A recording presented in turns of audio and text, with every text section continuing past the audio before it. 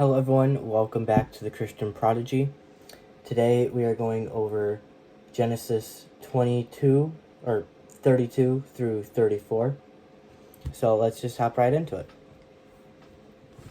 Chapter 32, Jacob prepares to meet Esau. I don't know why I keep on saying Esau. Jacob also went on his way, and the angels of God met him. When Jacob saw them, he said, "This is the camp of God." So he named that place, whatever it is. Jacob sent messengers ahead of him to his brother Esau in the land of Seir, the country of Edom. He instructed them, "This is what you are to say to my lord Esau. Your servant Jacob says, I have been staying with Laban and have remained there till now. I have cattle and donkeys, sheep and goats, male and female servants. Now I am sending this message to my lord, that I may find favor in your eyes." When the messengers returned to Jacob, they said, "We went to your brother Esau, and now he is coming to meet you, and 400 men are with him." In great fear and distress, Jacob divided the people who were with him into two groups, and the flocks and herds and camels as well. He thought, if Esau comes and attacks one group, the group that is left may escape. Then Jacob prayed, "O God of my father Abraham, God of my father Isaac, Lord, you who said to me, 'Go back to your country and your relatives, and I will make you prosper.' I am unworthy of all the kindness and faithfulness you have shown your servant.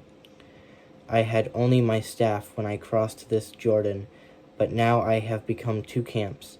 Save me, I pray, from the hand of my brother Esau, for I am afraid he will come and attack me, and also the mothers with their children. But you have said, 'I will surely make you prosper, and will make your descendants like the sand of the sea, which cannot be counted.'"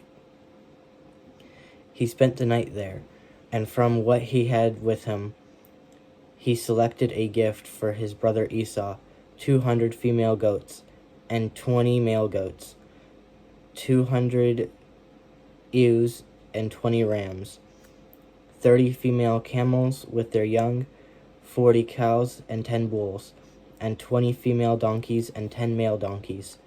He put them in the care of his servants, each herd by itself, and said to his servants, "Go ahead of me, and keep some space between the herds." He instructed the one in the lead, "When my brother Esau meets you and asks, 'Who do you belong to, and where are you going, and who owns all these animals in front of you?' then you are to say, 'They belong to your servant Jacob. They are a gift sent to my lord Esau, and he is coming behind us.'" He also instructed the third, and all the others who followed the herds, "You are to say the same thing to Esau when you meet him, and be sure to say, 'Your servant Jacob is coming behind us.'" For he thought, "I will pacify him with these gifts I am sending on ahead. Later, when I see him, perhaps he will receive me." So Jacob's gifts went on ahead of him, but he himself spent the night in the camp. Jacob wrestles with God. That night Jacob got up and took his 2 wives, his 2 female servants, and his 11 sons, and crossed the ford of the Jabbok. After he had sent them across the stream, he sent over his possessions. So Jacob was left alone, and a man wrestled with him till daybreak. When the man saw that he could not overpower him, he touched the socket of Jacob's hips, so that his hip was wrenched as he wrestled with the man. Then the man said, "Let me go, for it is daybreak." But Jacob replied, "I will not let you go unless you bless me." The man asked him, "What is your name?" "Jacob," he answered. The man said, "Your name will no longer be Jacob but Israel, because you have struggled with God and with with humans, and have overcome." Jacob said, "Please tell me your name." But he replied, "Why do you ask my name?"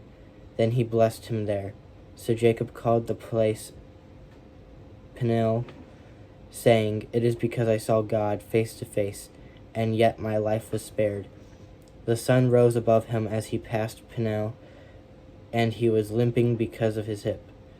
Therefore, to this day, the Israelites do not eat the tendon attached to the socket of the hip, because the socket of Jacob's hip was touched near the tendon. Chapter 33, Jacob meets Esau. Jacob looked up, and there was Esau, coming with his 400 men. So he divided the children among Leah, Rachel, and the 2 female servants. He put the female servants and their children in front, Leah and her children next, Rachel and Joseph in the rear. He himself went on ahead and bowed down to the ground 7 times as he approached his brother. But Esau ran to meet Jacob and embraced him. He threw his arms around his neck and kissed him, and they wept. Then Esau looked up and saw the women and children. "Who are these with you?" he asked. Jacob answered, "They are the children God has graciously given your servant." Then the female servants and their children approached and bowed down. Next, Leah and her children came and bowed down. Last of all, Joseph and Rachel, and they too bowed down. Esau asked, "What is the meaning of all these flocks and herds I met?" "To find favor in your eyes, my lord," he said. But Esau said, "I already have plenty, my brother. Keep what you have for yourself."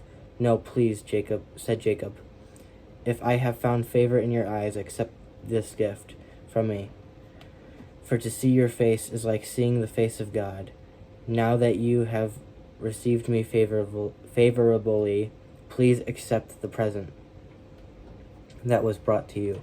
For God has been gracious to me, and I have all I need." And because Jacob insisted, Esau accepted it. Then Esau said, "Let us be on our way. I'll accompany you." But Jacob said to him, "My Lord knows that the children are tender, and that I must care for the ewes and cows that are nursing their young. If they are driven hard just one day, all the animals will die. So let my Lord go on ahead of his servant, while I move along slowly at the pace of the flocks and herds. Before me, the herds before me, and the pace of the children, until I come to my Lord in Seir." Esau said, "Then let me leave some of my men with you." "But why do that?" Jacob asked.